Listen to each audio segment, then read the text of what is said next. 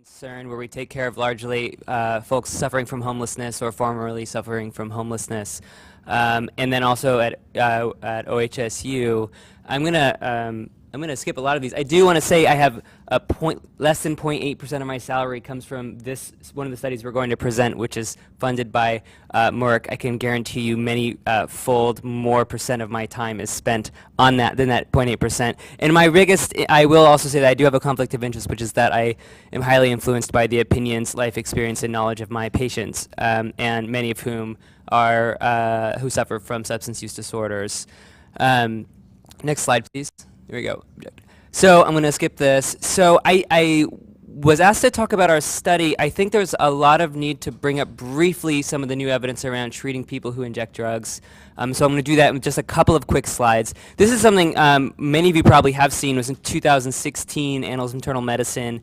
This is a randomized controlled trial looking at multi-center randomized controlled trial looking at treating people who inject drugs who are currently enrolled in medication-assisted therapy on either buprenorphine or methadone for hepatitis C. The SVR rate was 94%, assuming the very low rate of reinfection, which was I have on, I think the reinfection rate I don't have on this slide. Yeah, it's 5 out of the 301 people over the 1-year follow-up period. Or excuse me, 36-week follow-up period, and we don't. And there is going to be long-term follow-up reinfection data from this, but we don't. That's all pending. So low rate of reinfection and equivalent SVR rate to an average population. There's a simplified trial. This is something that's yet published, but this was poster data from ASLD. It's a multi-center international randomized controlled trial with recent, so less than 6-month injection drug use, 103 participants. This is a it's called a simplified trial because they used a pan-genotypic agent, so it was all genotypes, and it was treated with SOF, Val, or Epclusa. Primary endpoint was SVR, and secondary was adherence greater than 90%. So the results were was preliminary results. Some of this is end of treatment response data. 70% of these patients were injecting within the last month. 57% were on medication-assisted therapy. So there's a lot of crossover there, right? Just because you're on medication-assisted therapy doesn't mean you're not using. End of treatment response was 94%, and there were no confirmed virologic failures. So that means the 6% were lost to follow-up at that point. And SVR and adherence data is still pending, and the reinfection data, again, is pending, so we're going to have reinfection data from this population as well. And then this is another trial, I think, which is even more interesting. This is based out of Montefiore in the Bronx, extremely complicated population, very sick. This is, I will say, not cherry picking, okay, very complex population. So this is adherence. And what they did is they looked at 3 different ways of treating this population. So they didn't exclude anyone who were injecting drugs or any sort of drug use patterns, housing status, etc. They looked at the blue line up here up top is directly observed therapy, daily directly observed therapy. The purple line is there's group-based therapy. They met once a week. They got their medications in the group. They did some support. And then the green-based therapy was just individuals. They got weekly medications. And you look at the adherence is actually quite poor in this population. And I'll show you our data, which is very different. But the directly observed therapy had 75% adherence. The group therapy was 61%, individual 62% adherence. Look at our SVR data. Or the SVR for the directly observed therapy, 98%. SVR for the group therapy, 94%. Individual, 90%. Pretty close to equivalent to a standard of care, or community standard, yeah. Yeah, so the adherence was computerized bubble packing. And they missed any, yeah, non-perfect, no, less than 90, I think. It's a good question. I'm not sure. I think it was any missed pills. One missed pill would be 1% of or whatever percent of the total treatment regimen. Yeah, all of it's intention to treat analysis. So the big point from this slide is yes, some people will miss some pills, and it probably doesn't matter significantly. And that's what we're all finding in clinical practice. Probably our treatment durations are longer than they need to be, and so on. And this is different. This is there's no exclusion for cirrhosis in this population. And now, just really quickly, what we have here. So we have a non-randomized prospective cohort trial. We're working with Atif Saman at OHSU, Ryan Hutchison at Outside In, myself at Old Town, and then Martina and Ren and Beth and a whole bunch of other folks and our great pharmacists and everyone are working together on this study, looking at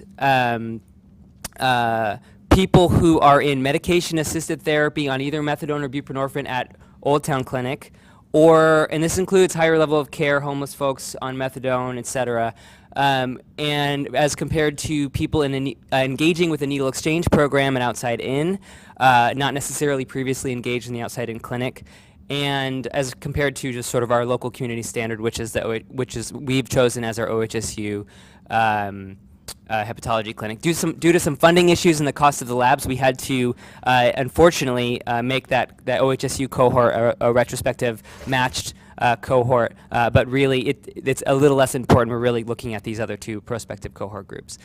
So some flaws there. Can I have the next? Oh, there we go. So our primary endpoints are SVR12 and 40A, and our secondary are treatment failure, secondary treatment failure, so positive RNA at 60 weeks, and adherence, discontinuation rates, NS5A resistance, and substance use relapse. So this is, like I said, this is a Merck, I think I said maybe inadequately, this is a Merck-sponsored or investigator-initiated and Merck-funded trial, and so in the drug is being used as Epatier. So these are genotype 1 and genotype 4, and you need to do a resistance study. That's one of the reasons the labs were so expensive.